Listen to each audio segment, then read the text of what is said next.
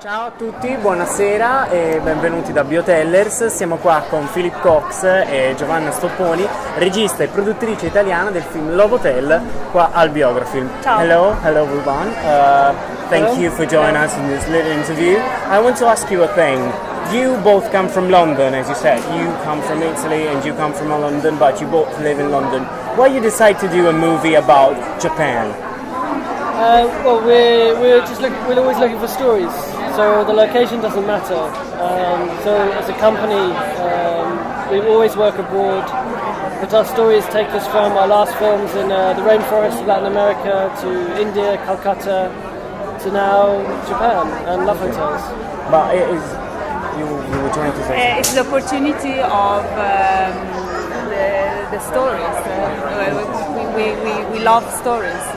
We follow them, whatever they are. I asked you this question because yesterday I did an interview with Daniel Zivi. I don't know if you know him. He's a director who lives in Indonesia, so I was thinking about maybe they both live in Japan and stuff like that. Yeah. Okay, the first question about the movie is like Japan is really a complicated, country. It's really very, as you show in the movie, a very strong country on the people. So you wanted to create something that explained that the people in Japan need to hide? In a way the opposite. What we discovered is that Japan has something very unique that we don't have, and that's something called a love hotel, which in its essence has existed for centuries in Japan. And that's a space in society where you can let it all out. Sensuality, fantasy, intimacy. There's a specific place where you can go and anything can come out. We don't have that in our societies. And so it's a really interesting phenomenon, the Japanese culture phenomenon in society. 2.5 million people go each day. That's a lot of people. And they use it to help them. Help themselves. They work hard like Italians work hard. They have to conform to society like Italians conform to society. Women have to be a certain way like Italian women are. Families pressure like Italian families pressure. But there they have this place where once you're inside, anything can be let out. It's not a bordello, but it's more a mental space, and that's very exciting. And that was why we wanted to make a film. And I really appreciate the fact that you said now, and you already said before while you were discussing about the movies, like mental, you said mental, not physical. I found it in also Japanese old movies, they speaks about love. I don't know, maybe, of course, Mizuguchi and others like him, like Ozo and stuff like that.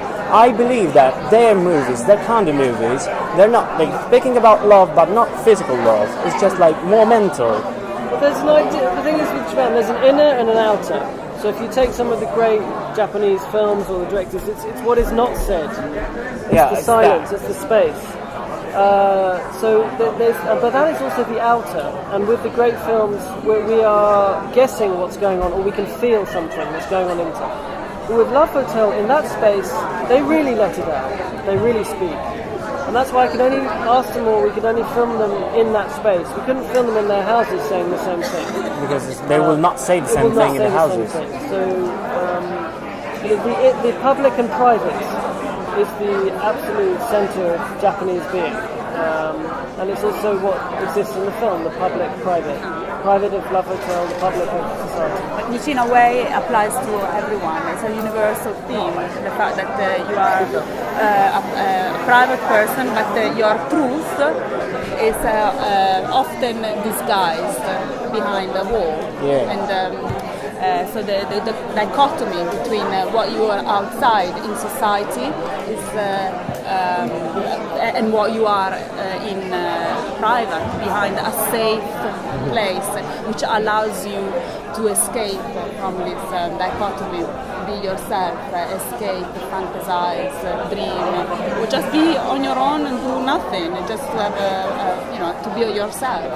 It's very progressive. Like if you think about it, it's like taking account that people work really hard. Let's let them have some sport or let them have some movie or something. Actually, as people, we also need a space where we can have some intimacy, some passion and play.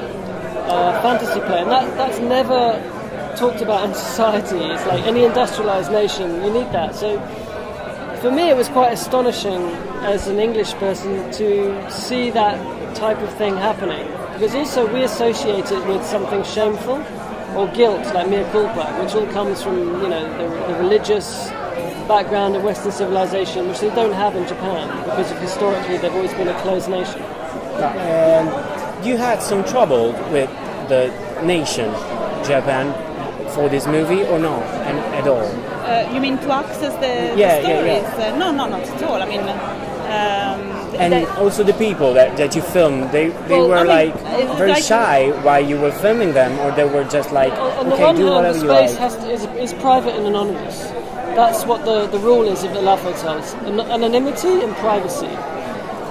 So nobody had ever filmed in a space before. It's the first time. So this is the first time we access the actual space, and also it's the first time that someone has been able to follow the user, the clients of the Love Hotel for a long time. I mean, in a way, like with every film, you approach many subjects, and in the course of the filming, you get rejected many times, because obviously this is a private space and people want to preserve this privacy. But some people found themselves wanting to reveal their story, and they agreed to be filmed. And actually, they benefited. For example, Mr. and Mrs. Sakamoto, the couple, they loved being part of this process, which healed their relationship. So some stories were filmed in the course of a long time, and others were like a very short time. And what we chose at the end were the story that had a natural progression, a story that allowed to develop. We filmed many different characters that are not included in the film, but we didn't fall into the danger of being voyeuristic necessarily, because the story themselves were not as mature or revealing from a intimacy and private point of view. But lots of beautiful people we met, we decided not to include in the film because it's normal. I think it's normal because it's also like a producer choosing. Why every movie you have to choose between the things. Yeah. So, well, I will thank you. I will let you do what you like to do now. And the last question is, the main theme of this festival is what's culture. So for you, what's culture? In one word, if you can say to us. Maybe in Italian. Openness. Openness, quindi speranza. Freedom to explore. Freedom to explore. And to express. And for you? Realization of curiosity. Okay, thank you very much. And last thing, I really appreciate one thing, because I love so much the Japanese movies, I told you before. I really love a thing, I don't know if it was wanted or not, the rhythm of the movie is really Japanese, it's not that European, it's really Japanese. Because of the movement, I don't know if it's wanted or not wanted, but I appreciate that. It was in the line of the movie. It's organic with the subject. Yeah. Thank you so much. Thank you. Grazie Biografilm, grazie ai volontari del Biografilm, sono fantastici. Ciao da Biotellers.